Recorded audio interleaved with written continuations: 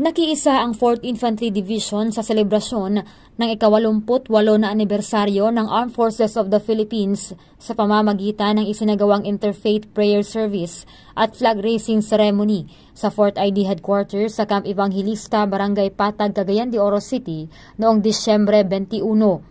Pinangunahan ito ni Colonel Ted B. Dumusmog, ang Fort ID Assistant Division Commander for Reservist and Retiree Affairs, kasama ang iba pang officers, enlisted personnel at civilian human resource. Ang naturang mga aktibidad ay bilang pagpapakita ng commitment ng Fort ID na maisulong ang pagkakaisa, katatagan at kapayapaan. Kaugnay nito, ipinaabot ni Colonel Dumusmog ang mensahe ni AFP Chief of Staff General Romeo S. Browner Jr. na sumisentro sa 88 taong dedikasyon at hindi natitinag na serbisyo para sa mamamayang Pilipino. Napapanahong balita, serbisyo publiko para sa Pilipino.